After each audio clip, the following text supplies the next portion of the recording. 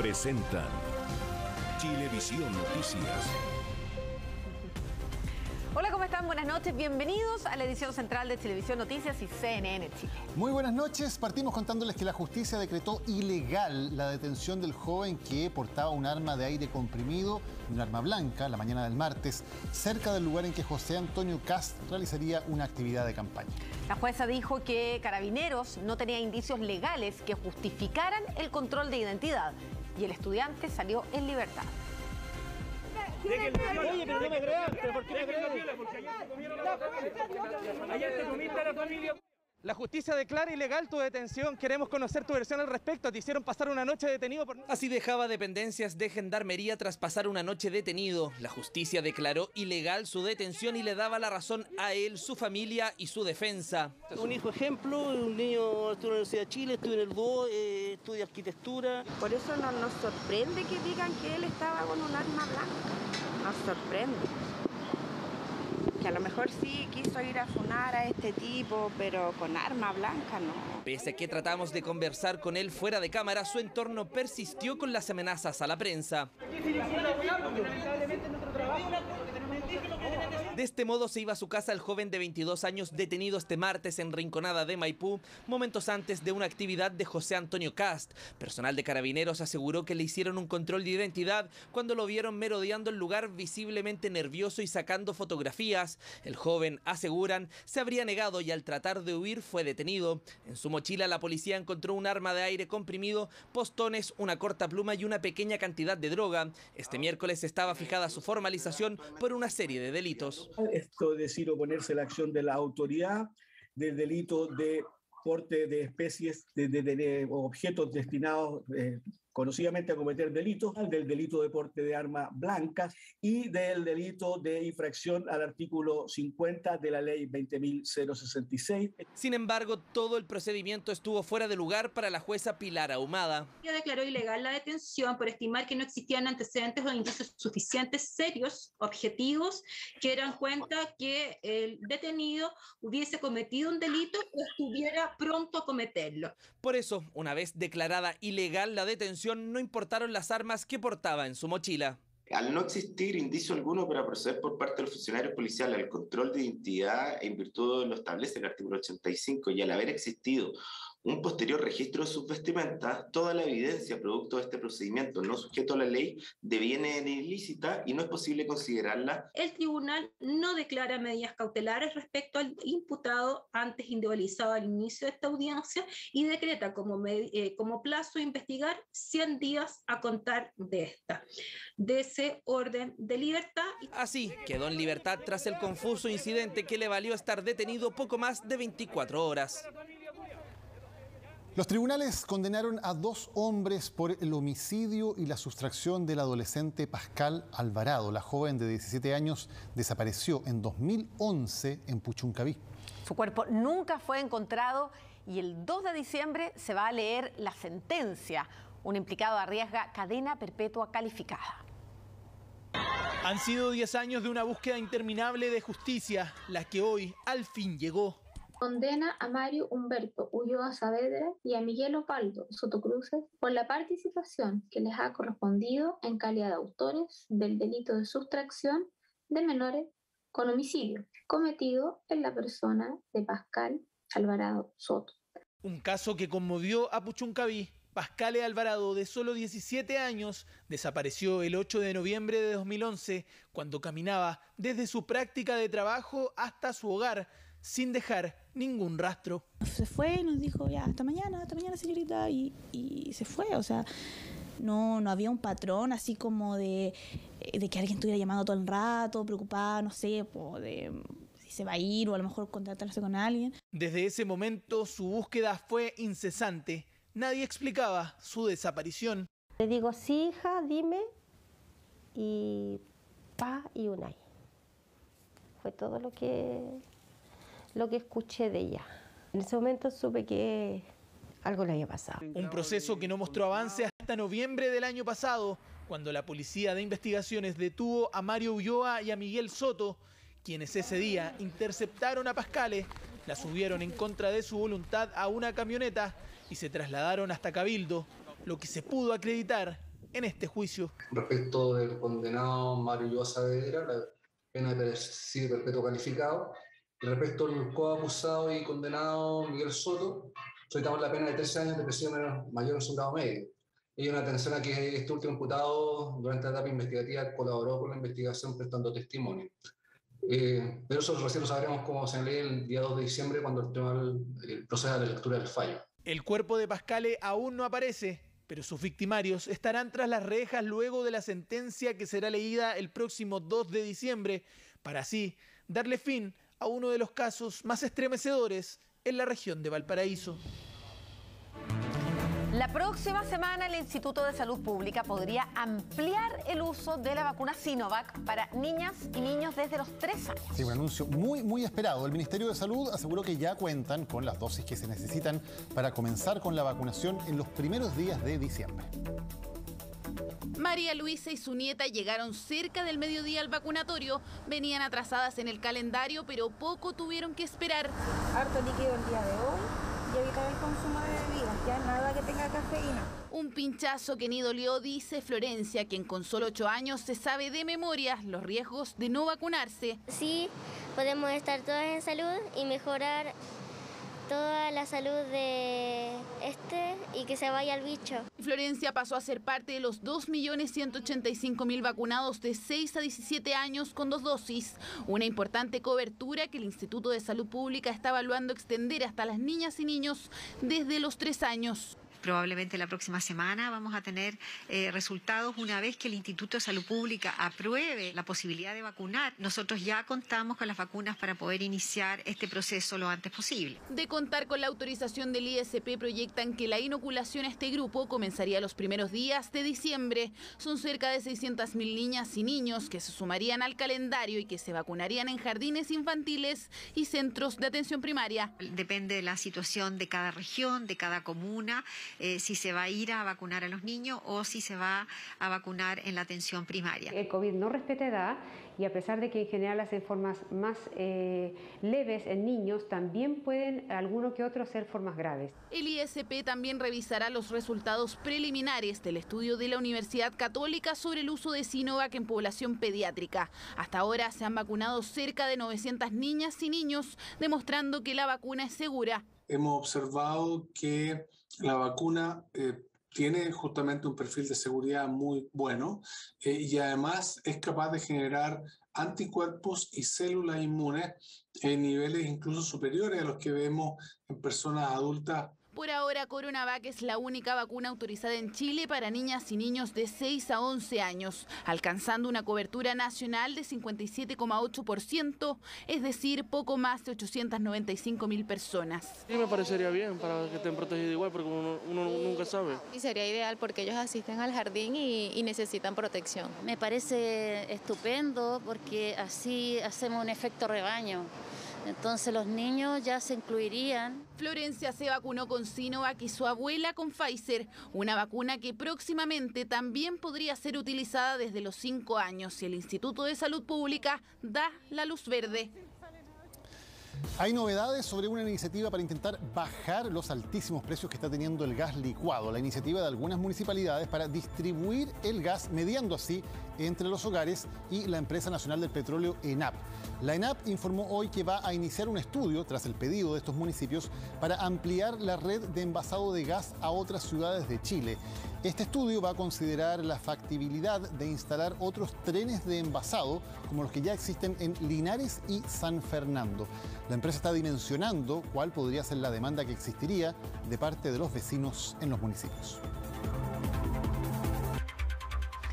Hoy el Congreso aprobó la extensión del estado de emergencia en la macrozona sur justo cuando se registraron nuevos atentados incendiarios que terminaron con 4 trabajadores forestales y un carabinero heridos. Me aparecieron por todos lados y me encañonaron. ¿Cuánto eran? Eran más de 20. Y, o sea, los que logré ver yo, pues, y más allá habían más, pues, volteando árboles. Eran más de 20 en total. ¿Armados? Sí, pues hasta los dientes. Fueron los momentos de tensión que vivió este trabajador forestal junto a varias otras personas en medio de un nuevo ataque incendiario protagonizado por una veintena de sujetos encapuchados, esta vez en la comuna de Curanilahue, en el límite con Los Álamos. Y apareció una camioneta por detrás disparando. Y en eso me adelantó y a mí se me reventó una manguera y no pude parar con el camión en la bajada. Y siguió avanzando y ellos me adelantaron y me empezaron a disparar que tuviera el camión. Y resulta que no pude parar y me empezaron a disparar y ahí tuve que poner la mano y me dispararon y me dispararon en el brazo. Al menos 25 sujetos armados, todo registrado desde las alturas. Aquí el momento en que huyen tras protagonizar el ataque. Hay personas heridas, hay al menos 3 personas heridas, una de ellas con probable daño ocular, que están siendo trasladadas a Concepción. También una serie de vehículos quemados. Al final 4 personas resultaron heridas y 4 camiones destruidos, entre ellos uno aljibe que condicionó el abastecimiento del sector. Estaba entregando agua, ¿no? Cuando apareció la gente, ¿no? Y lo hicieron atravesarse en el camino, le pegaron unos golpes de puño y de ahí lo echaron que se fuera a ver. Imágenes de otro incidente registrado en otro sector de la macrozona sur. Desconocidos cortaron la ruta P72 en Tirúa, instalando barricadas. Al llegar personal policial, se registraron intercambios de disparos, donde un carabinero resultó herido en una de sus manos.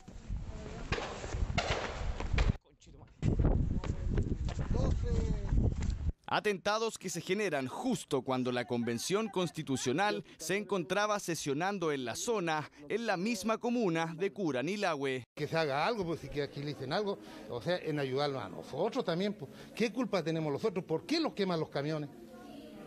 Mire, yo soy un pequeño pyme, con un camioncito, y ya quedé a brazos cruzados.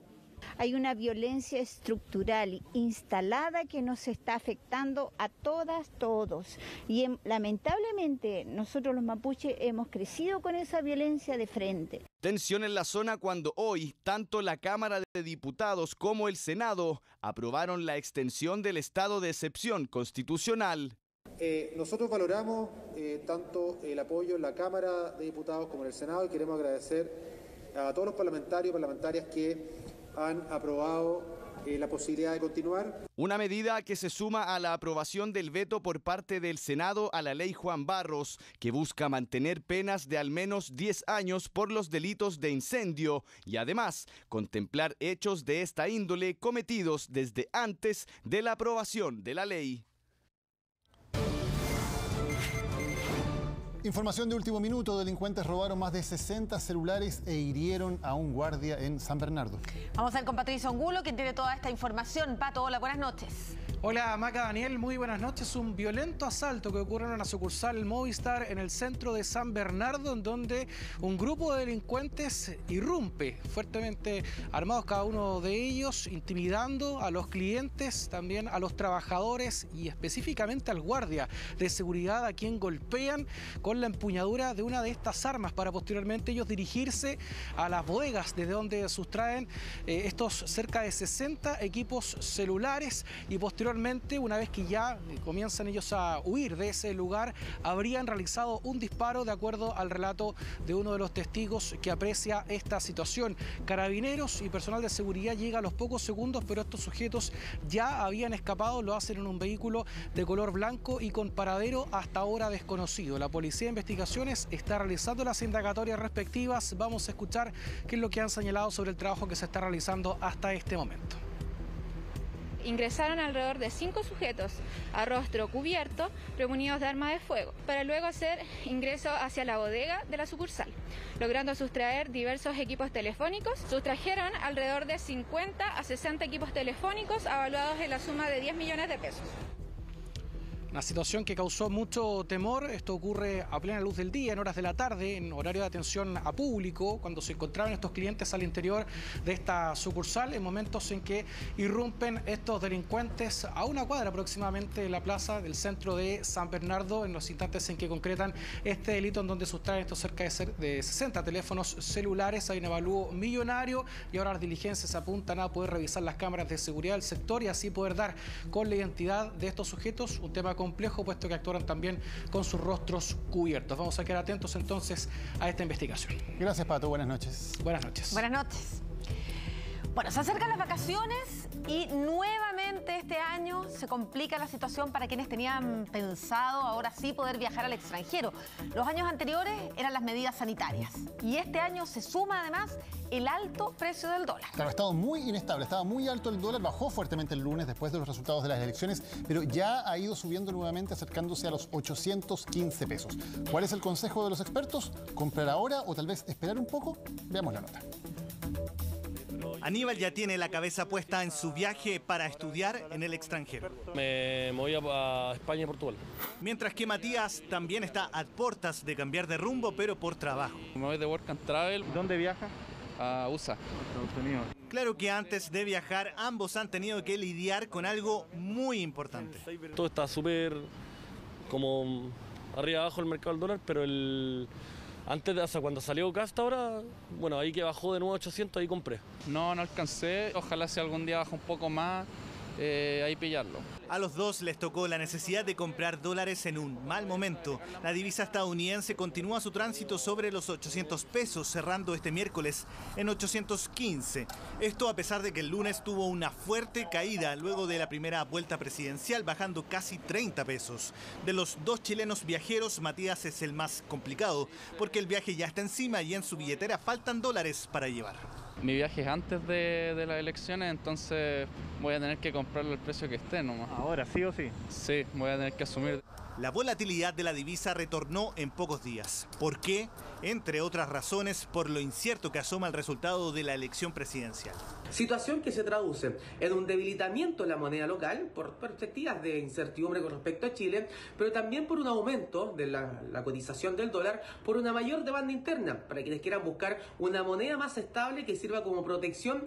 Es muy dispar el escenario futuro, lo que complica a quienes desean viajar, ya sea por trabajo, estudios o especialmente para vacaciones, pensando en que se viene el verano y el estrés ha sido mucho durante este tiempo. ¿Conviene comprar ahora en dólares o es mejor esperar? Yo diría que lo segundo es lo recomendable hoy por hoy. Si las expectativas se cumplen, el dólar debiera presentar una tendencia a la baja para situarse bajo los 800 pesos en forma estable. ¿Qué tan abajo? No sabemos. Pero es tan incierto el futuro de la divisa estadounidense que no todos los economistas apuestan a la misma estrategia. Algunos analistas, por ejemplo, en cuanto al pago de la tarjeta de crédito para compras en el extranjero, creen que el momento actual no es tan malo. Sería beneficioso buscar un pago cerca de los 800 pesos o también en los niveles actuales, porque si mantenemos la incertidumbre actual de cara a la segunda vuelta electoral, se puede generar una mayor apreciación del billete verde. Pongámonos en un escenario positivo que caiga a 750 pesos, estaríamos viendo una caída de un 4 o 5%, que tampoco es una gran ayuda. Todos los economistas coinciden en que más allá de las elecciones hay factores externos como el alza de tasas de interés en Estados Unidos que están presionando al dólar al alza. Al final, ¿qué hacer con los dólares? Es una decisión muy personal porque no deja de ser una apuesta. Después del amplio rechazo que generaron sus dichos, el diputado electo por el Distrito 10, Johannes Kaiser, renunció al Partido Republicano. A través de un comunicado, el futuro parlamentario aseguró que tomó la decisión de dejar la colectividad de manera voluntaria y sin presión alguna. Sin embargo, esto ocurrió después de que su propio candidato presidencial, José Antonio Kast, le restara apoyo y anunciara que sería pasado al Tribunal Supremo del Partido Republicano. El diputado electo se adelantó a la decisión del tribunal y decidió presentar él solo la renuncia. Además, invitó a sus electores, que suman más de 26.000 personas, a seguir dando su apoyo a Kast. Su determinación llegó después de que se viralizara una serie de tweets y de videos misógenos donde ironizaba con las violaciones a mujeres, insultaba a las feministas y también cuestionaba el derecho a voto de las mujeres, además de justificar las ejecuciones en dictadura. La policía de Perú, en conjunto con la chilena, lograron rescatar a un niño que había sido secuestrado en Arica y llevado al otro lado de la frontera, a Tacna, por una trabajadora cercana a la familia. La mujer lo tuvo un mes en Perú y se negaba a devolverlo a su madre. A Alto impacto causó en Perú enterarse que 2 de sus ciudadanos por más de un mes mantuvieron secuestrada a una guagua de 1 año y 8 meses de nacionalidad chilena. ¿No tenías al niño? La madre del niño el pasado 18 de octubre salió a realizar trámites. La mujer que trabajaba con ella en casa se ofreció a cuidarlo y le pidió permiso para ir a Zapa con el menor, prometiendo que estarían de vuelta en Arica a más tardar a las 4 de la tarde. Pasaron las horas, su hijo no regresó y acudió a la policía. En principio, bajo la carátula de presunta desgracia, toda vez que no sabíamos dónde estaba ni cuál había sido el destino de este niño. La trabajadora que se llevó al niño se quedó con él más de lo acordado, tanto así que pasaron los días y viajó con él hasta Tacna, negándose a entregar al pequeño de 1 año a su madre. La policía chilena logró tomar contacto con la mujer para esclarecer los motivos del secuestro. Me da la impresión de que sentía de que el niño estaba mejor con ella, o esa era su creencia por lo menos. Y también con el paso de los días me da la impresión que se fue encariñando también con el niño. La mujer comenzó a pedir dinero para la manutención del niño, negándose aún a entregarlo. Así pasó más de un mes hasta que este lunes lo dejó solo en un coche en el complejo fronterizo Santa Rosa de Perú. Y lo dejó en la frontera chilena-peruana por el lado extranjero. De inmediato se coordinó con la policía de ese país. El día de ayer se ha encontrado, se ha recuperado sano y salvo, donde existen algunos kioscos que ya no están operativos.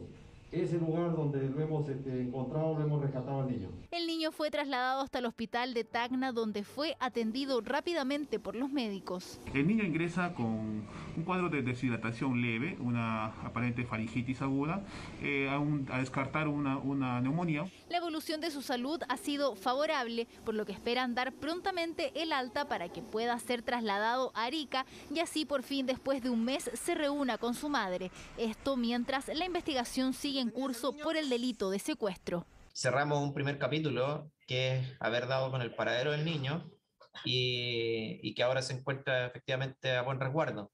Pero el secuestro sigue siendo el mismo. Ahora la justicia deberá determinar si se emite una orden de captura internacional contra la mujer que se llevó al niño a Tacna y así procesarla con las leyes chilenas.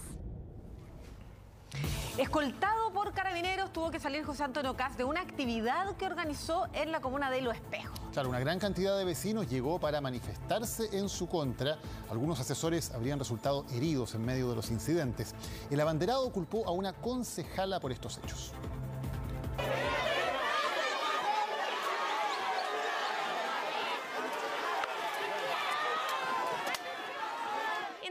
Y piedras, incluso bolsas de basura, salió José Antonio Kast de la comuna de Los Espejos. Complejo momento para el candidato que comenzó más temprano cuando vecinos molestos con su presencia se juntaron fuera de la casa en la que estaba de visita.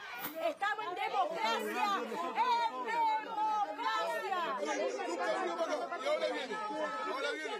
Ahora viene a ayudar a la gente. ¡Habla, po! Desde hace rato hablando y no habláis nada. ¿Por qué no me dejáis? Es que nunca se va a construir un país bueno si que no nos podemos dar la mano. De la comuna, señor Kast, que no venga a buscar el voto popular porque no se lo van a dar. El hijo de Kast había intentado calmar los ánimos, pero el diálogo no resultó. A esa altura, el personal de orden público se preparaba para una salida compleja en medio de una manifestación que el abanderado asegura fue organizada. Hoy día nosotros no le vamos a dar el gusto al candidato del rechazo. Nosotros hoy día somos vecinos de una de las comunas más pobres del país. Nosotros no nos podemos dejar intimidar por algunos líderes políticos que buscan la violencia. Si lo que ocurrió hoy día en Los Espejos muestra claramente quiénes ejercen la violencia. Y habiendo ahí una dirigente del Frente Amplio, claramente ella tiene una responsabilidad en lo que ocurrió ahí. Kast culpó a la concejala de la comuna por la manifestación que comenzó antes de su llegada al pasaje 21 Sur en Los Espejos. Y no veo que ella tenga una actitud de provocar este tipo de incidentes que por lo demás no compartimos. Hemos sido muy claros que en democracia, cuando uno está en campaña electoral, hay que ganar en buena lid, con ideas, con propuestas, convocando a la ciudadanía. Pero las manifestaciones en su contra no son el mayor problema en este momento para Kast. Por estos días tiene que buscar cómo coordinarse con los partidos de Chile Podemos Más, que le entregan su apoyo con condiciones. Nos vamos a abocar a trabajar desde Bópoli en una campaña. Nosotros estamos votando en contra del mal mayor. En esa responsabilidad, Bópoli no se pierde. Vamos a apoyar a José Antonio Kast en segunda vuelta, pero no somos parte de esa coalición, no somos lo mismo. Nuestras diferencias son legítimas y lo que vamos a hacer son aportes programáticos. Las ideas de Chile Podemos Más se conversarán con José Antonio Kast durante la semana y el 4 de diciembre debería tener listo un nuevo programa que ahora sería un plan de gobierno que intentará convocar incluso a aquellos que no están con su candidatura. Bueno, mientras Kast recibió el apoyo de Bópoli, el candidato Gabriel Boric tuvo hoy el respaldo del expresidente Ricardo Lagos. Una jornada en que además Boric dijo que no es aceptable indultar a quienes quemaron iglesias, pymes o saquearon supermercados. Un cambio de opinión que generó polémica, como también su votación en contra de extender el estado de excepción en la macrozona sur. Por momentos habló como candidato presidencial, en otros tuvo que hacerlo como diputado y en ese, el que aún es su cargo, tuvo que votar por la extensión o no del estado de excepción en la macrozona sur. ¿De qué sirve seguir haciendo lo mismo? ¿Esperan resultados distintos con las mismas prácticas que se han tenido durante todos los últimos años? Nosotros creemos profundamente en la paz, nos las vamos a jugar por la paz y eso no se soluciona con más violencia. Justificó su voto en contra de una prórroga que se volvió a aprobar en una zona en la que electoralmente no le fue bien. Ni en Biobío ni en la Araucanía alcanzó el 20%, ambas regiones en las que ganó Kast. Votación que se da en días donde la seguridad y el orden público se toman su agenda. Pero si hay algo que los candidatos añoran en días de campaña son los apoyos. Y desde el domingo estos no han cesado para Gabriel Boric. Este miércoles fue la bancada del PPD quienes lo recibieron en un almuerzo para darle un espaldarazo a su candidatura. Claro que lo que destacó fue la voz de un expresidente. Afortunadamente tenemos una persona que yo creo que tiene las posibilidades de tener también un liderazgo necesario para orientar a la ciudadanía. Apoyo para Boric de una coalición y personajes que ha criticado duramente por años. Del expresidente Lagos dijo en 2016 que era la peor cara de la nueva mayoría. Un cambio de opinión por estos días, como el expresado en otras materias. Yo estoy de acuerdo con el proyecto de indulto que se está discutiendo en el Senado. Creo que el proceso de indulto es acotado en lo que se está discutiendo en el Senado y por lo tanto por mi parte en ese sentido no hay reparo. El proyecto de indulto que hoy está en el Senado incluye el beneficio en el caso de delitos de incendios, saqueos y homicidio frustrado, entre otros, producidos en el contexto del estallido social.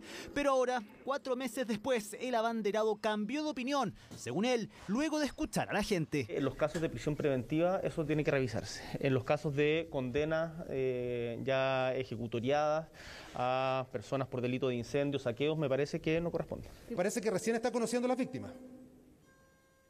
Un poco tarde, tal vez.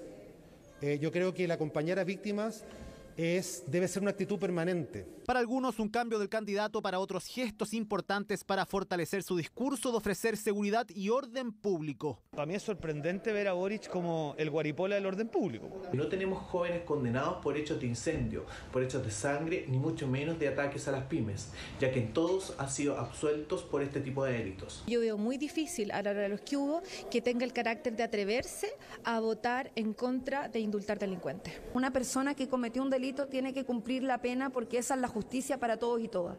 Iniciativa que se encuentra en primer trámite constitucional en la Comisión de Constitución del Senado, pero a la que el candidato presidencial de Apruebo Dignidad ya definió se debe acotar. La víctima de un presunto secuestro logró liberarse de sus captores luego de pedir ayuda en una papeleta que entregó a la cajera de un banco. Buscó el momento, un descuido de sus supuestos captores, los que lo obligaron a ir al banco y ante el primer contacto en la ventanilla con una cajera, le entregó esta papeleta para giros. Se leía: me tienen amenazado, ayúdeme, amenazas. Se habría sacado la mascarilla y le habría, o balbuceando, habría intentado solicitarle ayuda a la cajera. Y es que si el relato parece sorprendente, imagínese lo que pensó la cajera al ver la leyenda y el rostro de quien solicitaba su ayuda. De inmediato y silenciosamente acudió hacia un vigilante de la sucursal, el que llamó a Carabineros. Así es como se frustró un asalto y presunto secuestro de 2 días, con el fin de que una víctima le entregara 40 millones de pesos a delincuentes en Puente Alto. El carabinero llega al lugar, se entrevistan con la víctima, a quien previamente tuvieron que calmar, y ahí refiere que habían 2 sujetos, uno de polera roja y otro de polera negra esperando en su automóvil. El sujeto de polera roja corrió hacia una estación del metro, mientras su compañero huyó manejando en el vehículo de la misma víctima de 44 años, vecino de la comuna de Pirque. El afectado asegura que todo comenzó el lunes, cuando salió de su casa y los 2 delincuentes lo abordaron tras detenerse a comprar cigarrillos en un servicentro. Arriba de su vehículo lo amenazaron con armas y luego lo obligaron a manejar. Bajo coacción lo habrían llevado a un lugar que él reconoció y que diría, o dice más bien, que se trataría de una toma. Lo habrían mantenido obligado, mañatado, amarrado a un sillón, y que le habrían exigido la entrega de dinero. Así entonces, la única alternativa que se le habría ocurrido al estar amenazado de muerte fue escribir estas 2 notas. Cuando lo trasladaron al banco la tarde del martes, la policía finalmente detuvo a quien se fugó en una camioneta. Fue identificado como Sebastián Fuentes Orellana, de 35 años, alias el Ceceba, quien ya en el 2011 había sido detenido por la PDI por tráfico de drogas. En su prontuario figuran detenciones por amenazas y un homicidio. La víctima, al momento de la ocurrencia de los hechos, se encontraba totalmente privado de razón, pero que estaba drogado. ¿Cómo no reconoce a los sujetos que lo abordaron y después dice que lo tienen desde el día 22 hasta el día 24 y está con ellos? ¿No es cierto? Eso constituye una grave contradicción. Lesiones en su espalda, en los tobillos, absolutamente coherente con resistencia o que se le estaba obligando a hacer algo que no estaba de acuerdo. No se necesita nada más porque estamos hablando de secuestro. Por ese delito, Sebastián Fuentes quedó en prisión preventiva. La jueza consideró que las papeletas que hizo la víctima permitieron la oportuna intervención de la policía. Claro que hasta el momento, el segundo delincuente permanece prófugo. Quedan pocos días para que venza el plazo para retirar el segundo 10% de las AFP. Si bien la mayoría de los cotizantes ya lo sacó, aún queda un porcentaje que no lo ha hecho. A continuación, escuchamos distintas voces respecto a si conviene o no retirar el segundo 10%. Quedan solo unas semanas para que se venza el plazo establecido para sacar el segundo retiro de los fondos previsionales. Han sido millones quienes han optado por sacarlo y así lo demuestran las cifras. Según la Superintendencia de Pensiones, un 90% de los cotizantes han realizado la solicitud para el retiro de su dinero y solo un 10% no lo ha hecho. Y ese es el caso de Francisca, que si bien sacó el primero, optó por no retirar el segundo. Dije, si lo saco me lo voy a gastar de nuevo en puras tonteras. Prefiero guardarlo un poquito y esperar a sacarlo cuando realmente lo necesite. Tengo la suerte y muy agradecida de que me ha ido muy bien en mi negocio y no he tenido la necesidad. Y me dijeron por ahí que queda muy poco tiempo para el segundo retiro. Entonces, obviamente, hoy día me urge un poco más el tema de sacarlo, pero si es que lo saco, lo voy a sacar para meterlo a la PB. Y si usted es de los mismos, tiene hasta el 10 de diciembre para cambiar de opinión, ya que en ese día vence el plazo. Lo que muchos se preguntan es, ¿conviene o no sacar el segundo retiro? La sugerencia es que aquellas personas que no pagan impuestos o que teniendo ingresos menores a 1,5 millones realicen el retiro si es que necesitan los ahorros. Idealmente es que realicen una PB para poder compensar este retiro y así beneficiarse de la rebaja tributaria. Y así es, este retiro, a diferencia del resto, cuenta con un pago de impuestos dependiendo del sueldo que reciba el cotizante. Todas aquellas personas que tengan un ingreso mensual líquido mayor a 1,5 millones de pesos deberán pagar impuestos. La solicitud del retiro se debe hacer en la página web de la AFP a la que uno está afiliado y el plazo legal de pago es de máximo 10 días hábiles. Por otro lado, esta jornada se esperaba que sesionara la comisión mixta sobre el cuarto retiro de fondos previsionales. Sin embargo, no hubo discusión por la apretada agenda del Senado. Tuvimos que suspender la comisión mixta que iba a tratar el cuarto retiro porque a la misma hora se constituyó la sala del Senado para votar el estado de excepción constitucional en la Araucanía. Hemos logrado avanzar en una serie de acuerdos que permitirían darle viabilidad al cuarto retiro. El gran problema del proyecto siguen siendo las rentas vitalicias. Nuevamente se aplaza la discusión del cuarto retiro. La nueva sesión de la comisión mixta quedó fijada para el próximo lunes a las 10:30 de la mañana. Rodrigo Rojas Vade reconoció que se puso catéteres para aparentar un tratamiento oncológico falso. También admitió que mediante una rifa recaudó 13 millones de pesos para costear el supuesto cáncer que no padecía. Es parte de la declaración judicial del todavía constituyente, quien está acusado por perjurio y estafa. Lo vimos haciendo campaña refiriéndose a una enfermedad que no padecía y por ello hoy está siendo investigado. Después de meses de silencio entrega explicaciones, pero no precisamente a quienes habría engañado. Esta es parte de la declaración de Rodrigo Rojas Vade ante la Policía de Investigaciones. Respecto a lo que se me consulta sobre mi apariencia física, debo señalar que se debe a una decisión personal que traigo desde el año 2003 y no tiene relación con darle más sustento a mi supuesta enfermedad. Sin embargo, respecto al uso de catéteres, puedo señalar que fueron puestos por mí con la finalidad de aparentar un supuesto proceso de tratamiento médico relacionado con mi supuesto cáncer. Falso diagnóstico médico que complica al convencional constituyente que hace ya bastante tiempo dejó de asistir al ex Congreso, pero sin poder renunciar a su cargo, por el que sigue recibiendo sueldo. Él lo que me ha informado es que ya donó los sueldos, que los donó de manera anónima, a más de una instancia solidaria. Donación cuyo paradero es hasta ahora desconocido. El Ministerio Público busca determinar si Rojas Vade incurrió en una eventual recaudación ilegal y en hechos que podrían avanzar a la configuración de otros delitos. Se inicia la investigación por parte del Ministerio Público por 2 delitos. Primero, por perjurio, por la falsedad en la declaración de patrimonio y de intereses. Y segundo, por una eventual estafa, a partir del engaño supuesto que podría existir. Presunto engaño que habría involucrado distintas actividades con las que Rojas Vade recaudó fondos para su supuesto tratamiento médico. Solo realicé una rifa y fue acá en la ciudad de Santiago, la cual fue promocionada a través de mis cuentas de Instagram y Facebook, actividad en la cual fui apoyado por mi hermana. Mi hermana me apoyó en la publicación de mi promoción, en redes sociales y en la venta de los números. En relación al dinero recaudado, debo señalar que fue un monto aproximado de 13 millones de pesos. Y por eso es tan relevante que el Ministerio Público pueda tener acceso a sus cuentas bancarias. Hay que tener presente que el imputado negó el acceso voluntario. Así como también negó el acceso a otros antecedentes. Tampoco desea autorizar la obtención de información relacionada con fichas clínicas y tratamientos que no haya proporcionado voluntariamente. Pero el Ministerio Público formalizó la solicitud judicial y ya obtuvo la autorización para acceder a esa ficha clínica. Por ahora está a la espera de que se discuta el levantamiento del secreto bancario el próximo 7 de diciembre. 2 factores que serán determinantes para confirmar o descartar eventuales responsabilidades. Impacto generó este registro que muestra a un motociclista que ataca con una cadena a la conductora de un vehículo tras un pequeño altercado de tránsito. Así es, y después de que se viralizaran estas imágenes, la Fiscalía ordenó la detención de este agresivo motociclista. Su control de detención será mañana.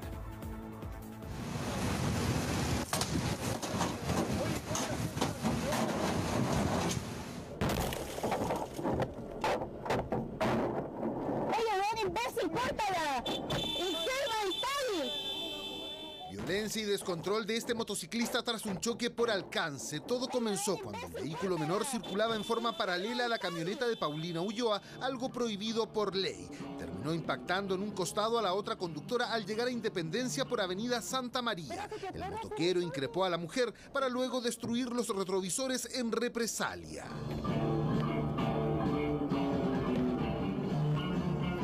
¿Cómo se te ocurre hacer eso, oye? Toma tu pista. No, mi pista. No me permitido pasar entre medio de los autos. No tienes permitido pasar entre medio de los autos. Si los autos van circulando, tú no puedes. ¡Hijo de p***!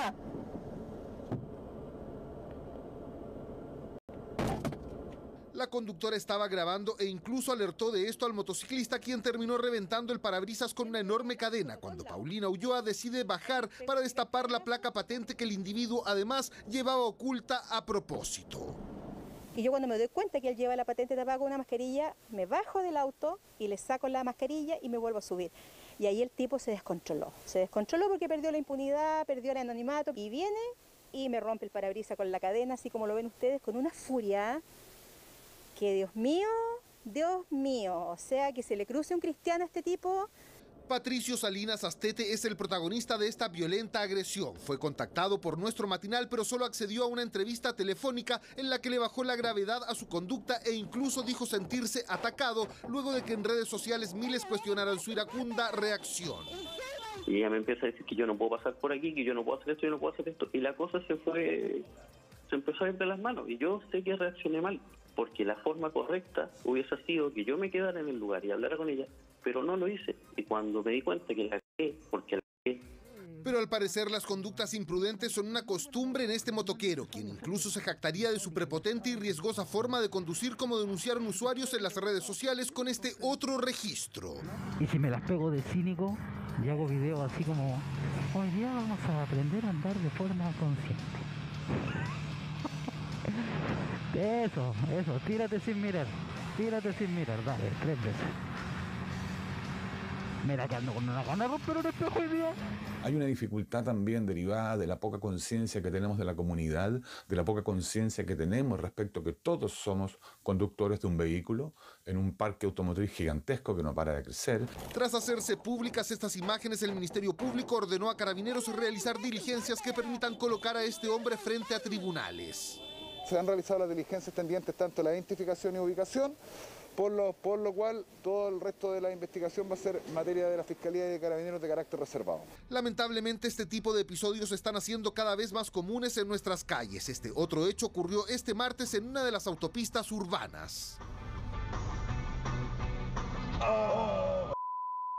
Ay, el weón es malo, weón. Donde la camioneta hizo una embestida pero violenta. Prácticamente fue como el vehículo hoy en día es un arma y intentó atropellar a la persona que se estaba bajando del vehículo. La acción en la autopista poniendo en riesgo a todos los que vamos en la autopista. Esta tarde el motociclista fue detenido y será imputado por los delitos de lesiones, amenazas, el ocultamiento de la placa patente y daños. Tiene una pena baja, menor a 5 años, y en la eventualidad de que sea condenado, opere una pena sustitutiva que son las libertades vigiladas. El llamado es al respeto y la prudencia. Tenga en cuenta que en los últimos 10 años el 45% de los accidentes que han ocurrido en nuestro país fueron causados por conductores impulsivos e irrespetuosos de la normativa vigente. Yo lo he comentado en otras oportunidades, pero me parece que es una buena idea que ojalá alguien la tomara. Pero en otros países han frenado los delitos cometidos por motociclistas o también las imprudencias, obligando por ley a tener la patente grabada en el casco. Para que sea más difícil ocultarla. Claro, porque no es llegar y poner una mascarilla y tapar la patente. La tienes en el casco y fiscalizar para quien no tenga el casco grabado la patente, sacarle un parte, cosa que sea obligación andar con la patente grabada. Yo creo que es una buena idea. Así al menos en Colombia, en Argentina, lugares donde han tenido problemas importantes con los llamados motochorros, han logrado al menos frenarlo o disminuirlo. Se dificulta un poco más, por supuesto. Vamos a otras noticias. Extensas filas vimos esta mañana en las oficinas de la Seremi de Educación de la región metropolitana. Claro, eran cientos de personas que llegaron para solicitar un RUT provisorio para que sus hijos puedan postular al sistema de admisión escolar. Algunos estuvieron desde la madrugada. Una sola fila, los que no se retiran de acá. Ayer dieron números para hoy y hoy no quieren dar para mañana. ¿A qué hora llegamos? Como a las 6 de la mañana. A las 5 de la mañana. Yo llegué acá a las 4 de la mañana. Era la mañana caótica que se vivía fuera de la Seremi de Educación de la región metropolitana. Cientos de padres habían llegado muy temprano, algunos de ellos en la madrugada, para obtener un número de atención. No tengo número y estamos pidiendo, por favor, que no, aunque sea nos dejen hacer una lista. Es que muchos de ellos, pese a haber madrugado, no tenían un número entre sus manos. ¿Qué es lo que necesitaban? Que el organismo les entregara un RUT provisorio a sus hijos para poder postular al sistema de admisión escolar. Varios de ellos llevan solo semanas en nuestro país y dicen que la página web no funciona, por eso vinieron de manera presencial. Colapsada totalmente. Estamos todos iguales, pero no debería demasiado como necesita como más coordinación. Ya cuando yo entré, ya estaban las inscripciones, ya estaban estudiando. Entonces, ¿qué pasa? Ellos me dieron información que para el 23 de este mes comenzaban nuevamente las inscripciones. Muy difícil hacerlo por internet, preferiría hacerlo aquí en la oficina. Extensa fila que no fue solo durante esta jornada. El martes se atendieron 643 personas y este miércoles más de 500. El llamado de la autoridad es a acudir también a otras oficinas de la Seremía. Lo que pasa es que la gente parece que entre ayer y hoy día vino en su totalidad creyendo que el primer día se soluciona el problema. No, es una semana, es de este martes al próximo martes en que hay tiempo para hacerlo. O sea, aquí no es por orden de llegada. ¿Ya? Es un proceso. Es que claro, una vez que se tiene el RUT provisorio deben postular de manera online al proceso de admisión escolar, que ya comenzó este martes con el periodo complementario y termina el 30 de noviembre. El problema se daba cuando había cruces de informaciones y les decían que no habría más números a repartir. El día de mañana se continuarán dando los números. No me dieron número, estoy aquí desde las 6 de la mañana sin desayuno, aguantando frío, aguantando muchas cosas. Pero pese a la advertencia inicial, la entrega de números continuaba, lo que generaba más confusión. Sí, después de 2 días esperando número, logré tener mi número para inscribir a mis hijos. Incluso Viviana pudo ser atendida. Estoy muy feliz porque van a poder estudiar. Aún queda tiempo. En todo el país hay más de 657.000 vacantes para este periodo de postulación. De ellas, poco más de 181.000 en la región metropolitana. Una joven que pesa 180 kilos está pidiendo ayuda para poder acceder a una cirugía bariátrica. Estas son intervenciones que pueden costar hasta 9 millones de pesos. Un proyecto de ley propone incorporar a esta enfermedad al sistema GES. Hola, yo soy Carolina Godoy Zapata y les presento mi caso. Esto para acá es una mediagua y para acá esto lo unieron con otro pedazo. ¿Quién vive esto aquí? Mi hija y yo y mi pareja. Carolina Godoy nos muestra el lugar que la ha albergado prácticamente toda su vida. Hace 10 años su casa se quemó y tuvo que aprender a vivir con su hija en esta mediagua en la comuna de Buin, que ni siquiera tiene baño. Siempre ha querido arreglarla, pero solo sobrevive con el IFE y el sueldo de su pareja, que no llega a los 200.000 pesos mensuales. Ella no puede trabajar. A sus 22 años pesa 180 kilos. Lo que primordial que quiero hacer es trabajar para poder sacar mi casa adelante. No puedo hacer bien mi aseo porque me duele la cintura, las piernas, los pies. Mi pareja me ayuda o mi hija. Entonces yo no me puedo valer de sí misma. Me afecta mucho. Cuando Carolina tenía 11 años, perdió a su madre y 3 años después falleció su papá. Ambas situaciones le provocaron una profunda depresión que la llevó a subir de peso. Los médicos del consultorio le advirtieron que debe adelgazar por su propio esfuerzo. Porque soy joven, dice. Y que si no pongo de mi parte, que no iba a llegar a ni siquiera a los 30 años, que me iba a morir de un infarto. Es por eso que se armó de valor para solicitar ayuda y acceder así a una cirugía bariátrica. Esas que en Chile pueden llegar a costar en el sistema privado hasta 9 millones de pesos. Si bien FONASA asigna cupos para estas intervenciones, estos son limitados y las listas de espera pueden ser de años. Yo por mis propios medios, no, nunca me operaría. Al final voy a morir así. En Chile la obesidad afecta al 34% de la población. Por eso la semana pasada ingresó a la Cámara un proyecto de ley que pretende establecerla como una enfermedad crónica.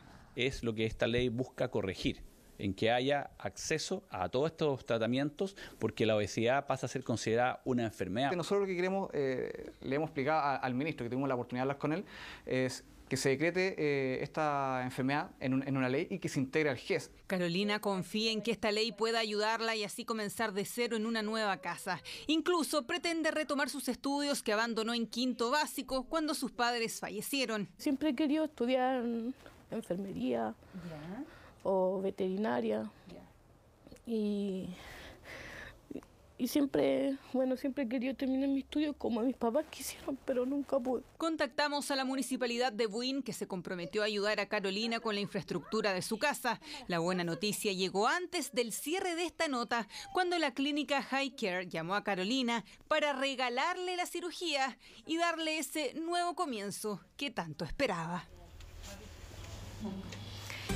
En mayo del año 2015, un joven estudiante recibió un impacto en su ojo aparentemente de una bomba lacrimógena percutada por un carabinero. El funcionario fue formalizado recién en el año 2020. Pero hace un mes la Fiscalía decidió no seguir adelante con esta causa. Ahora el abogado de la familia deberá seguir solo con el caso. El juicio oral está previsto para marzo. El reportaje es de Julio Sánchez.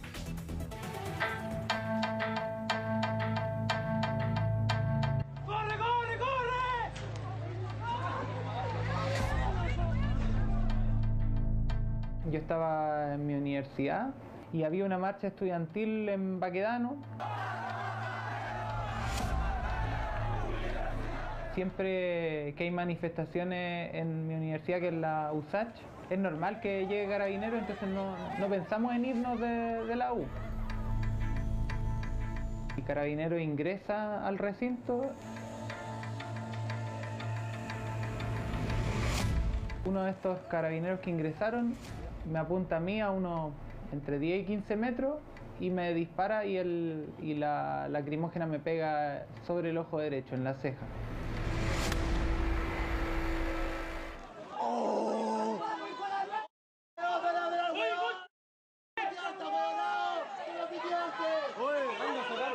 El impacto obviamente lo que hizo fue generarme un corte así bien profundo en la ceja.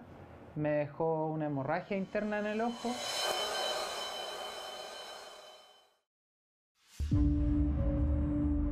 En estos pasillos de la Universidad de Santiago, 6 años atrás, Luciano de Brot cayó abatido por el impacto de un proyectil en el contexto de una manifestación que concitó la presencia de carabineros. La herida fue un corte como de 5 centímetros hasta los músculos de la frente. Entonces perdí un poco de movilidad tanto del ojo como de los músculos de la frente. Quedé con una hemorragia que me dejó con una ceguera casi completa del ojo derecho. ¿Qué secuelas tienes hoy? Solo veo bien de lejos con el ojo derecho. De cerca no puedo leer con el ojo derecho. Cuando leo solo con el ojo izquierdo. Si yo te hago leer este enunciado que está acá arriba, que está bastante grande, sí. Solo con tu ojo derecho, ¿qué lees? No logro distinguir las letras.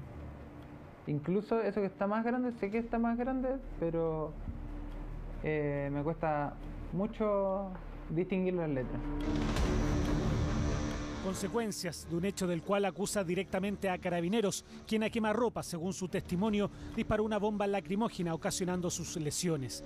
Este video es de ese momento cuando Luciano cae abatido por la acción policial. ¿Tú estás seguro que fue una bomba lacrimógena la que te impactó? Sí, porque de hecho otra pregunta que siempre me hacen es si perdí el conocimiento, y no perdí el conocimiento en ningún momento. Entonces yo recuerdo exactamente estar parado y ver a un carabinero con una escopeta al frente mío. ¿Lo viste? Sí, lo vi. ¿Apuntando? Sí. Lo recuerdo así perfectamente. Al carabinero que identificaron como el presunto autor es el capitán Rodrigo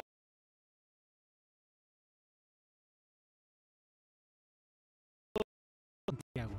Que yo no vi el nombre en la placa porque por el contexto de los hechos y porque la distancia tampoco podría haber mirado con detención la placa. Yo recuerdo la ubicación del carabinero y que mis compañeros lo increparon. Y en las fotos que hay del momento, que son de cuando lo increpan los estudiantes, tanto conocidos como desconocidos, ahí sí se ve la placa.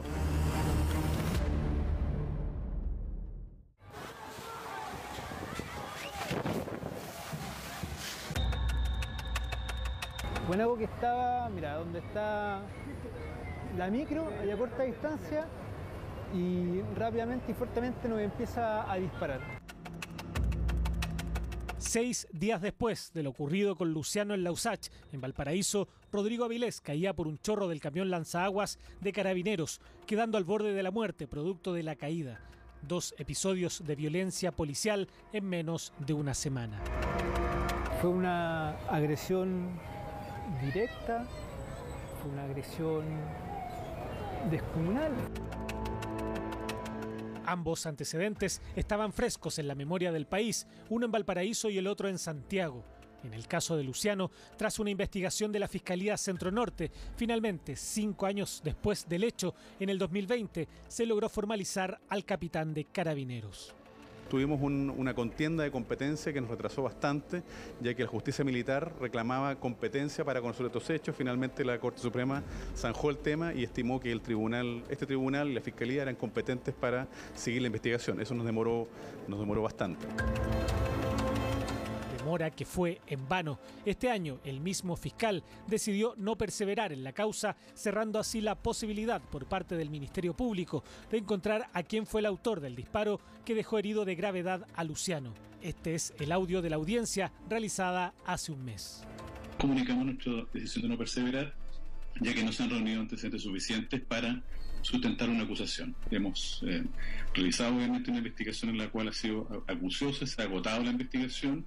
Si bien hubo mérito para formalizar una imputación, tal y como se hizo, no hay mérito suficiente para sustentar acusaciones judiciales.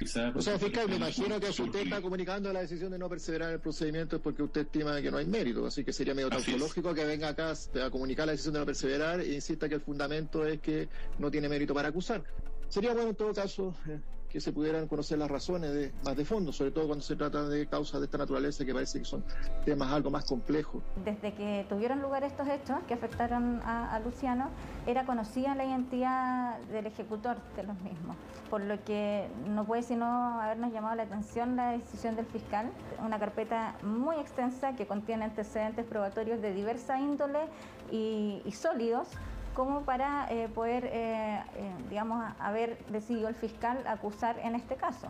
No se generaron el impulso investigativo que es deber de debida diligencia por parte del Ministerio Público y fue insistente en no formalizar, en generar teorías alternativas al impacto de la lacrimógena, existiendo pruebas que acreditaban que el impacto era de una lacrimógena.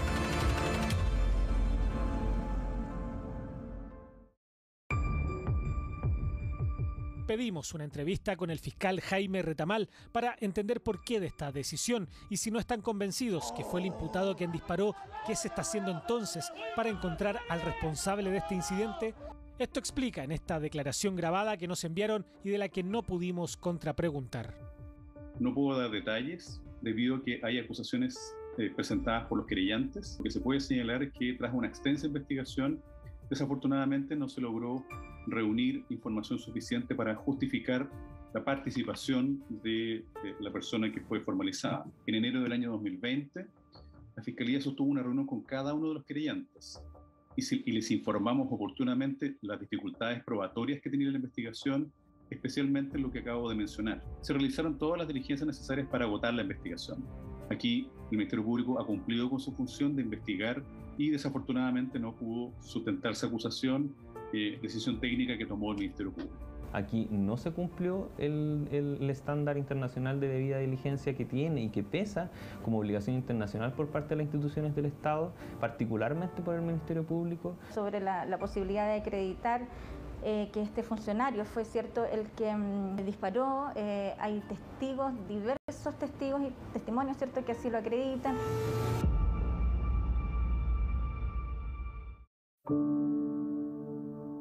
La causa sigue su curso y serán los querellantes, sin fiscalía, en un hecho poco común, quienes lleven a juicio al capitán imputado por este hecho.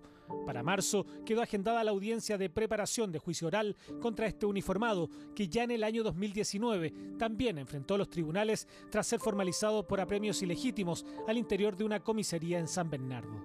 Conversamos extensamente con él por teléfono, sin embargo declinó hablar en cámara para este reportaje. También consultamos a Carabineros, quienes respondieron que por tratarse de una causa judicializada, tampoco, dicen, pueden referirse al tema. ¿Tú qué esperas? Yo espero que efectivamente con las pruebas en mano lo declaren culpable y, bueno, por lo menos que lo den de baja y que cumpla una condena. Los que van a estar después viendo la votación En diciembre del 2017, Luciano salió a la palestra por ser el vocal de mesa que le negó el saludo al presidente Sebastián Piñera en una votación. 4 años después, espera que la justicia al menos determine quién fue realmente el que disparó la bomba lacrimógena y que se convirtió en el 2015 en uno de los primeros casos de víctima de trauma ocular que tristemente se hicieron tan comunes durante el estallido social. Nuevamente hay un municipio que está siendo cuestionado por irregularidades financieras. Esta vez se trata de Alhué. Claro, una comuna que está ubicada en la región metropolitana. La Contraloría detectó que la municipalidad efectuaba menos depósitos al Fondo Común Municipal por los ingresos que recibía por permisos de circulación.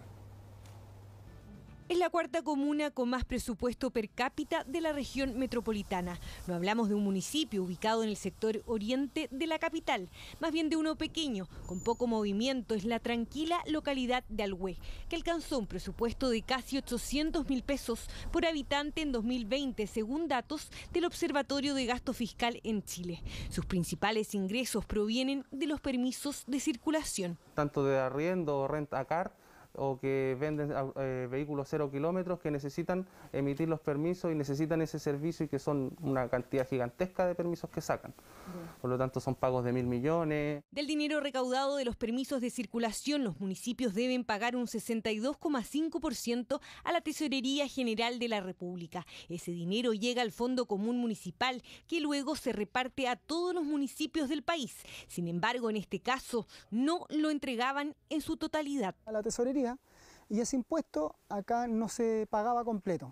Si había que pagar 1.000 millones, se pagaban 200 y quedaban 800 millones de pesos no pagados al Fondo Común, pero sí ingresaban arcas fiscales. Situación que el concejal de la comuna, José Orellano, venía detectando hace tiempo, hasta que en octubre de 2020 interpuso una denuncia en Fiscalía por malversación de caudales públicos. Sobre una serie de irregularidades tanto de la contabilidad, que no es fidedigna, y sobre un pasivo o deuda millonaria de miles de millones de pesos, donde la municipalidad no pagó al Fondo Común Municipal. ¿Y de cuánta plata estamos hablando? ¿De cuánto sería? Son alrededor de 2.000 a 3.000 millones de pesos. Tras eso, Contraloría inició una auditoría donde se detectaron varias irregularidades entre el año 2018 y 2020. Se comprobó justamente, entre otras cosas, el incumplimiento de las obligaciones relacionadas con los aportes al Fondo Común Municipal, donde el municipio efectuó menores depósitos por ingresos de permisos de circulación por una suma de 1.788 millones de pesos. En 2 periodos generalmente se hacía el recorte, si le ponemos un nombre más coloquial,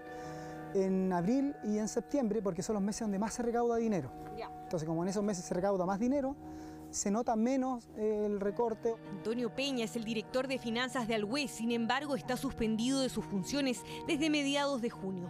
Explica que fueron varias las veces que advirtió al alcalde y consejo de la deuda que existía con el Fondo Común Municipal y que no estaba registrada en la contabilidad. Hice el cruce entre lo que se había pagado y lo que se había recaudado por concepto de permiso de circulación, arrojándome diferencia, que en ese momento eran 1.500 millones de pesos, 1.600. El alcalde dice que la deuda se viene arrastrando desde la administración anterior, aunque él asumió el año 2012. Afirma que en 2018 se hizo una auditoría donde se concluía que el dinero de Fondo Común se había gastado para pagar deudas pendientes. Con acuerdo al Consejo Municipal, a través de la glosa presupuestaria, se lleva a pago esa deuda con la Tesorería General de la República. Pero esa deuda es solo hasta 2018, porque a partir de enero de ese año hasta diciembre de 2020 hay una nueva deuda por un monto similar e incluso mayor, 1.700 millones de pesos. El 15 de abril de este año 2021, a mí se me informa de esa deuda del Fondo Común Municipal. Quiero ser categórico, señorita Florencia. Jamás, nunca nos había informado el Departamento de Finanzas de que había esa deuda. ¿Usted nunca supo entonces de la deuda hasta abril? Hasta el 15 de abril del 2021. Sin embargo, como se ve en las imágenes, en 2018 el director de Finanzas ya advertía al alcalde que se habían detectado diferencias que podían ser significativas en el pago a la Tesorería General de la República. Luego, en 2020, informaba de que había que reconocer una deuda de 1.900 millones de pesos mantenida hasta el año 2019. Obtenía una orden de que no se debía pagar íntegramente el Fondo Común.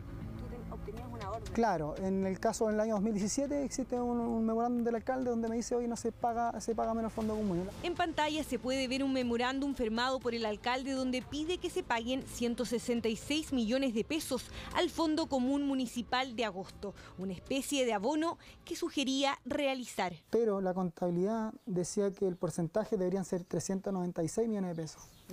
Entonces se pagaron menos 230 millones de pesos en ese momento. Pero hay correos en el que usted pide que paguen un menor monto a estos fondos municipales. No, yo no he mandado ningún correo. Es que yo vi el correo. Yo de mi parte no. Yo vi el correo firmado con su firma. No. ¿Lo niega categóricamente? Absolutamente. Jamás lo he hecho. Jamás he dado la orden ni verbal ni escrita para que paguen menos fondo común. Eso es absolutamente falso. Probablemente pudo haber sido que se haya falsificado. En el año 2019, la administradora municipal también mediante un memorándum me indican no se debe pagar el monto que aparece ahí, sino que me daban la cifra a ellos. Yo me niego en su momento a pagar un menor fondo común. Digo, no, hay que pagar. ¿Te negaste? Me niego, pero como existe en el sector público la potestad de mis superiores jerárquicos de ordenarme algo, me hicieron ordénese que uno le dice internamente, en donde dice, venga a ordenar usted el pago del Fondo Común Municipal por 390 millones de pesos. Hay un total de ingresos que lo da la contabilidad. Esto no se puede modificar. Sobre ese uno calcula el porcentaje y son 669 millones de pesos. O sea, más o menos la mitad es lo claro, que se dejaron de pagar 280 millones. El problema no es la deuda que se genera, sino que no se registró en la contabilidad. Por lo tanto, se trató de ocultar esa deuda, ese perjuicio que se generó. Según comprobó Contraloría, la entidad comunal omitió reconocer en el presupuesto del año 2020 el compromiso financiero que mantenía con el Fondo Común Municipal y por ende su fuente de financiamiento. Como yo ya me enteré hace alrededor de un mes y medio atrás que al municipio de Alhué nos deben más de 2.300 millones de pesos, a medida que vamos recuperando todos esos recursos, vamos a ir pagando la deuda de 1.800 millones aproximadamente. Contraloría también detectó omisión de millonarios aportes por transferencias de vehículos y además advirtió que la municipalidad no registra en cuentas por cobrar licencias médicas pendientes de pago por parte del Servicio de Salud. Perdón, no se estaban cobrando patentes comerciales ni tampoco licencias médicas por más de 2.300 millones. Por todas estas razones, yo interpuse una denuncia en el Ministerio Público y ordené sumario administrativo contra quienes resulten responsables. El director de finanzas de Alhué está suspendido de su cargo.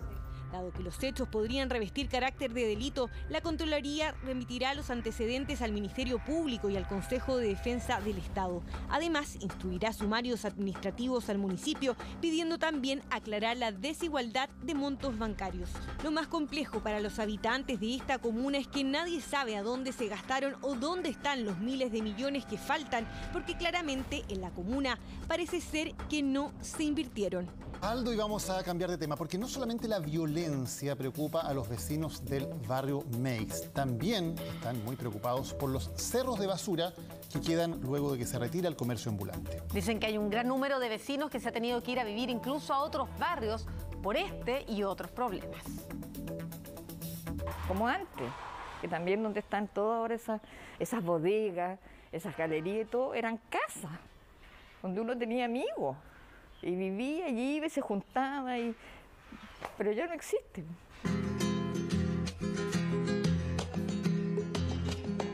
Estos muros han visto crecer a Marta. Estas paredes fueron su mundo en su niñez, pero hoy lo que está fuera de ellos lo califican como un infierno. Sí. Esos largos y angostos pasillos, llenos de historia, tienen a su alrededor una realidad que los empaña. O sea, la gente se cansa de la delincuencia, de las personas que no tienen nada mejor que hacer que andar asaltando a las personas o agrediéndolas. La vida de barrio ha cambiado bastante, porque uno ya como que incluso conoce menos a los vecinos. Barrio Meix y sus alrededores cambiaron. La cantidad de comercio ambulante ha provocado que gran parte de los vecinos decida tomar sus maletas y emprender rumbo a otro sector. Muchos incluso no lo llaman barrio, sino que basural.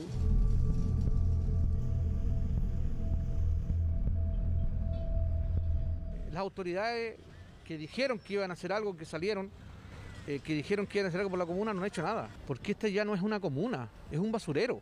La gran cantidad de basura es uno de esos factores. Basta caminar un par de cuadras para encontrarse con estos cerros de desechos. Mucha suciedad, la basura, no hay un dispositivo ahí para que la gente pueda echar su basura, la gente la tira. Es que aquí hay mucho comercio, entonces lo que está más abarcando cada día más es el comercio, entonces ya no hay como tanto edificios, sino hay como más comercio y por eso es que se ve mucha basura. Son cerros, literal, de escombros, basura y productos de reciclaje. Quienes trabajan y viven acá reclaman por los riesgos higiénicos. Este es un peligro de incendio, un peligro de sanidad, un peligro que se junten ratas, se junten infección y los podemos pegar cualquier infección acá. No solamente del COVID, hay miles de infecciones más que se puede pegar con esta basura. Hemos hecho hemos tratado de fortalecer el barrio nocturno, sobre todo para sectores como Meix y para el centro de Santiago, porque en el fondo la demanda en limpieza ha ido creciendo una vez que terminó la pandemia. Pero el emigrar de la comuna va mucho más allá. Hemos visto en innumerables ocasiones los problemas de inseguridad al que están expuestos los vecinos. No quedan muchos y quienes aún resisten, dicen, viven con tal nivel de temor que no se atreven a salir de sus casas. Claro, los vecinos más antiguos o han fallecido o han cambiado y sus familias ya no se han quedado o se han radicado en el extranjero y por eso se han perdido todas esas casas maravillosas porque ya como que no tienen ya los familiares, ya no están interesados en mantenerla. Jessica y Marta viven en este cité, uno de los lugares que ha sobrevivido a este panorama. Marta, por ejemplo, tiene un compromiso social que la mueve, participa en ollas comunes.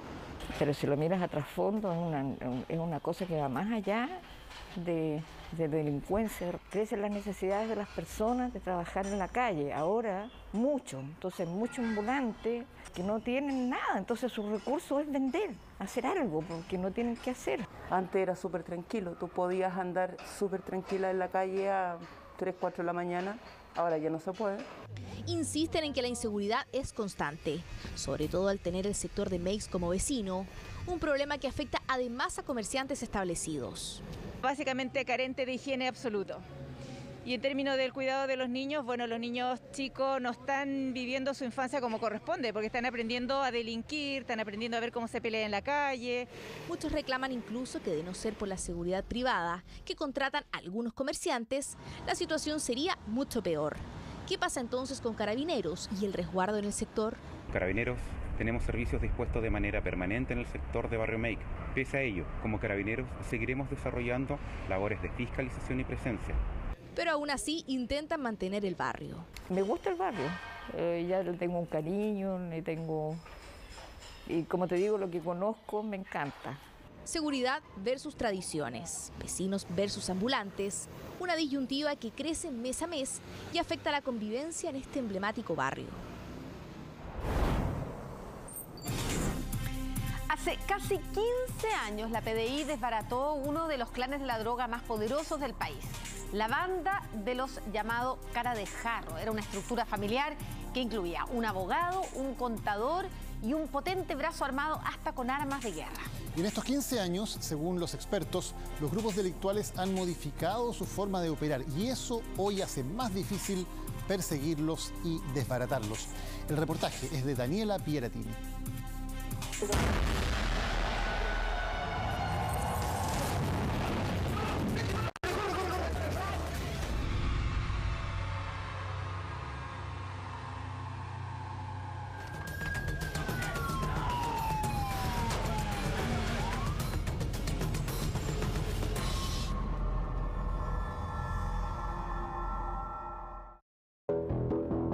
Hace poco más de una década, Chile se impactaba con la captura de una de las organizaciones criminales más grandes y peligrosas de nuestro país.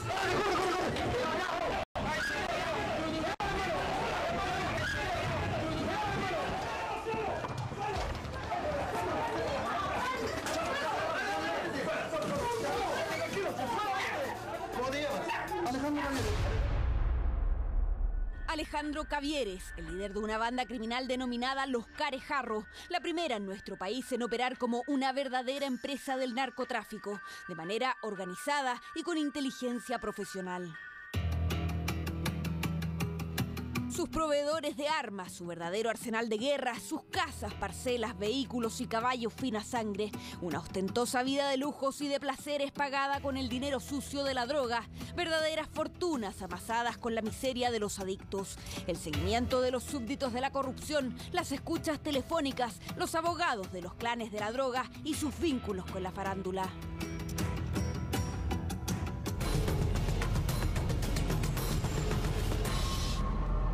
Los carejarros, los precursores del narcotráfico actual en Chile. Esta organización fue referente de otras varias organizaciones barriales y también para el resto de los traficantes. La primera estructura que tenía una serie de ingredientes que eran distintos a lo que habíamos visto, profesionales vinculados con la estructura criminal o de soldados, fuertemente armados, pero además con vinculaciones con una armería. Mira, tranquilo nomás con la guay, olvídate que la zorra no se que para esto pagaste, para ser inmune, y vos sois inmune, pues. Marca un antes y un después lo que es la criminalidad en estas asociaciones ilícitas para el narcotráfico. Estamos viviendo tiempos complejos. Hoy día es mucho más común ver un cambio en el mercado de las armas, sobre todo en la forma de traficar. También que Carabineros de un sector de la comuna de La Pintana estuvo metido en la operación de proteger a narcotraficantes porque se enamoró de una narcotraficante y estuvieron involucrados muchos carabineros. Hemos visto una contracción del Estado y esto ha generado la expansión del narcotráfico. El cártel de Sinaloa sí ha tratado de ingresar a Chile y se ha aliado un poco con estos narcotraficantes locales. Pensábamos que en Chile no existía el narcotráfico que podría haber en nuestros vecinos y más allá en Colombia.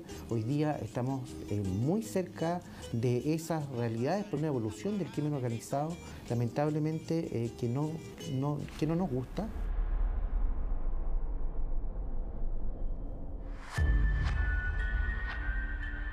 La banda liderada por Javier Cavieres, alias El Carejarro, fue una de las primeras organizaciones criminales en Chile en ostentar su poder de fuego con armamento de guerra, la que adquirieron fundamentalmente para enfrentar a su principal rival en la población La Victoria, la banda de los Gaetes. Uno de sus archienemigos en La Victoria, Marcelo Gaete Volados, conocido como el Viejo Chico. Este comenzó como soldado del clan Cavieres, pero luego formó su propia banda. Los Gaetes, los pistoleros de ahí de la esquina. Las bandas emergentes comenzaron a imitar su poder de fuego como una visión instalada de que el narcotraficante chileno que más armas tiene, más poder ejerce. El líder de esta estructura criminal llegaba al lugar y se transformaba en una especie de autoridad local, una especie de alcalde, digamos. Encontramos más de 22 armas de fuego cuando entramos a ese inmueble y estamos hablando de armas de fuego de alto calibre, concretamente de fusiles.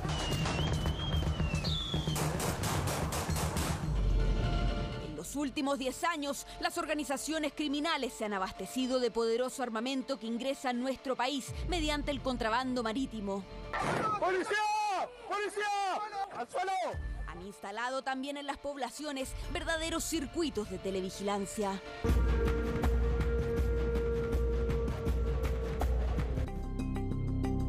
Nivel de violencia que ha llegado a tal punto que, escuche bien, solo en la zona sur de la región metropolitana el año pasado aumentaron en un 50% los homicidios. Nosotros vemos que todas las muertes, los homicidios que existen, un gran porcentaje es a causa del narcotráfico. Es que las organizaciones han cambiado también sus códigos y han comenzado a contratar mano de obra barata, menores de edad que se transforman en soldados al servicio del narcotráfico. Hace 5 o 6 años atrás lo que estábamos acostumbrados a ver eran clanes familiares. Eso todavía se ve. Algunas historias, los Gaetes, qué sé yo, los Carejarros. ¡Vieja! Tranquila, por favor. Cálmate, si no he hecho nada.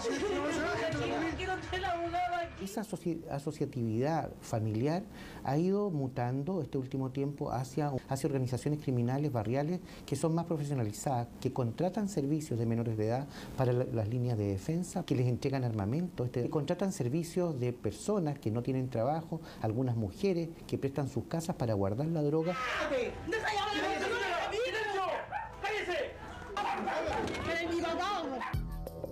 La manera de operar en 10 años ha cambiado a tal punto que dar con las cabezas de las organizaciones criminales se ha vuelto una lucha cada vez más compleja para el Ministerio Público y las policías. La mujer se bajó hasta un movimiento al oriente por venir. En ese entonces, después de un año de investigación, Héctor Nemesio Morales Domínguez, alias El Neme, un ex carabinero y un peligroso delincuente, el proveedor de la droga de la banda del Carejarro, es detenido en un operativo a nivel nacional de alta complejidad. Gran Avenida. Persecución está buena, te digo al tiro.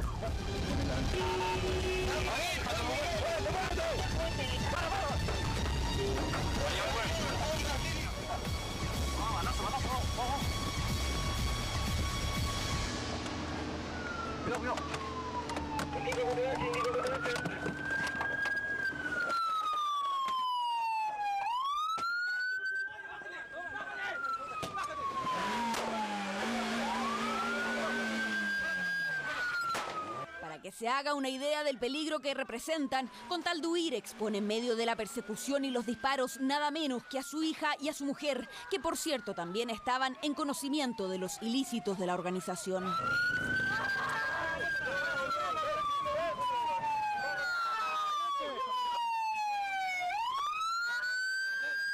¿Pero por qué me grabáis? Oye, ¿qué te creí? ¡Ay, mi hija! ¿Dónde está mi hija? Anda nomás, me pegaste. Tranquila, tenemos en medio. ¡Mi cartera está ahí! Vete, abre ahí. ¡Mi cartera! ¡Mi cartera! ¿Qué me grabó? Ahí está. A lo mejor yo soy delincuente, tengo antecedentes, bueno, pero también tengo derechos, también tengo derechos, también tengo familia, bueno, y nunca voy a arriesgar a mi familia. Y no, ¿La lleva a tu casa? ¿La lleva a tu casa dónde están? No tengo ya. Un operativo tan grande como este ha sido difícil de replicar en Chile, precisamente porque las bandas están cada vez más organizadas. El Jarro finalmente cae por la misma razón que lo hacen otros narcotraficantes en la actualidad: la ostentación de sus lujos injustificables que resaltan en medio de la pobreza y ahora de las redes sociales.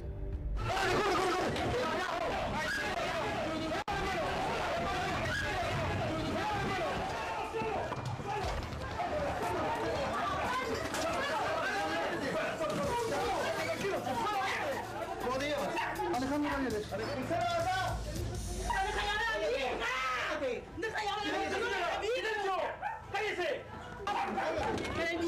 La investigación parte incluso por los vehículos de lujo que tenían ellos estacionados ahí en el pasaje Baldomero Lillo. En el living, que voy a empezar. Controla el living. Mabel. Ayúdenle a la Mabel. Ayúdenle a la Mabel. Ya, por favor, mantén controlado con eso. Si usted no me deja controlar, no me ayuda. Vieja, tranquila, por favor. Una serie de otras actividades que eran paralelas a la actividad de tráfico, como por ejemplo las carreras de caballo en el Club Hípico, donde ellos también se daban estos lujos de tener carreras.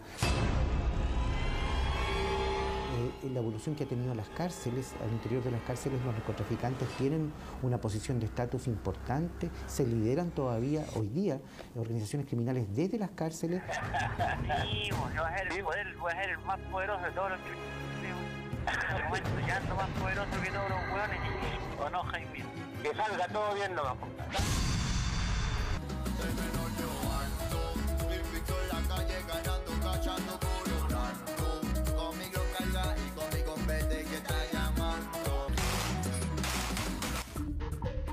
Actualmente, la ostentación de los integrantes de las bandas es la razón por la que con mayor frecuencia caen las organizaciones criminales. Por esas situaciones que las cabezas de estas verdaderas empresas del narcotráfico se han trasladado al Barrio Alto para pasar desapercibidos con sus lujos en comunas como Las Condes, Lo Barnechea y Vitacura.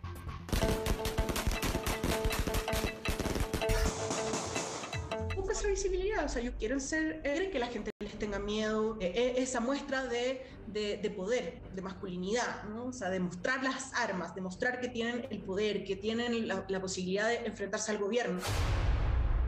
Hemos tenido personas que se han cambiado a vivir a Las Condes, por ejemplo, porque si se compran un vehículo caro, la policía se va a dar cuenta o los vecinos los van a denunciar. En cambio, yo decía, ando en Hammer, y la Hammer no es nada raro verla en Las Condes o Vitacura. La corrupción que vemos hoy en funcionarios públicos y policiales al servicio del narcotráfico también fue instalada por los Carejarro, la primera banda chilena en contratar además profesionales para la contabilidad y la defensa de su ilícito negocio. Para eso estaba Ariel Marín Cáceres, el abogado. En el anecdotario está su participación en los programas de farándula, explicando su relación con Luli, la modelo. Ya vimos que incluso le facilitó un auto que pertenece a Cavieres, pero su romance terminó cuando no quiso acompañar a la bailarina a un viaje a Buenos Aires.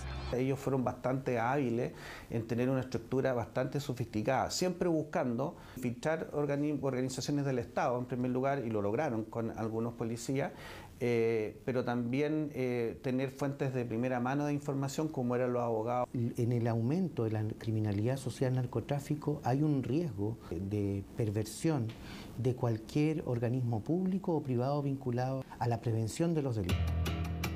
Así es como en los últimos años se ha instalado la corrupción en nuestro país al servicio del narcotráfico. En La Pintana, una de las comunas que registra más homicidios vinculados a la droga en el último año, hacen una fuerte crítica al gobierno. Nosotros teníamos planes integrales para la comuna de La Pintana, luchamos mucho para que un sector de la comuna estuviera en el plan integral, y lo que hizo este gobierno es cambiar por barrios prioritarios. ¿Qué significa eso? Supuestamente mayor control policial. No con más control policial vamos a tener menos narcotráfico en la comuna de La Pintana. Es que la evidencia en el mundo apunta a que la lucha contra el narcotráfico debe hacerse en base a planes integrales, más deporte y la intervención de las zonas vulnerables. La transnacionalización, además del narcotráfico, ya es una realidad en nuestro país. Las vinculaciones de organizaciones criminales chilenas con las colombianas y mexicanas ya se han instalado en Chile. Chile en las últimas décadas ha alcanzado un ingreso económico, un ingreso per cápita, de hecho el más alto de Latinoamérica. Eso ya lo convierte en un mercado atractivo para el crimen organizado. Y en segundo lugar, un hecho que no es menor, que la población chilena es una población que consume bastante droga, principalmente. Según estudios internacionales de la OEA y la ONU a nivel mundial, somos el tercer país en consumo per cápita de marihuana. Los narcotraficantes han manipulado de tal manera la droga que incluso para algunas ni siquiera existe posibilidad de recuperación. La consecuencia de la inacción del Estado frente a la salud pública la pagan los jóvenes de nuestro país. Es que finalmente esos menores de edad que se inician en la droga y que hacen toda esta escala de evolución terminan siendo finalmente víctimas, y terminan siendo víctimas también de la violencia, y finalmente si tienen suerte terminan presos, porque lo más probable es que también terminen muertos. Los niños chicos van mirando al narcotraficante que tiene más que lo que puede tener su padre toda la vida trabajando. Por lo tanto, ahí ese territorio lo estamos perdiendo, porque sabemos que el narcotraficante, el soldado, gana mucho más que el sueldo mínimo. La pregunta es: ¿qué estamos esperando como país, como Estado, para potenciar la lucha contra el narcotráfico, la violencia y el consumo de droga que pone en peligro la vida no solo de nuestros jóvenes, sino también de nuestra sociedad? Los Carejarro finalmente cayeron, están presos. Son muchos los que aprendieron de ellos y que con el tiempo fueron tecnologizando el negocio, haciendo aún más difícil su detención.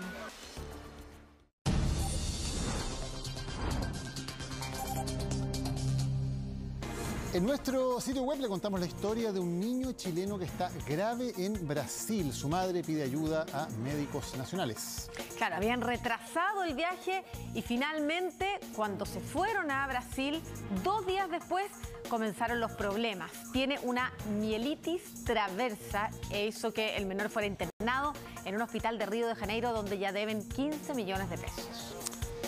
Terminan las noticias, pero los invitamos a seguir en Chilevisión, porque las cocinas no se apagan. En El discípulo del chef, un nuevo capítulo donde vamos a ver el esfuerzo para seguir avanzando en la competencia. Y también pueden quedarse en CNN Chile, porque ya viene Futuro 360. Que tengan buenas noches y nos vemos mañana. Buenas noches, hasta mañana.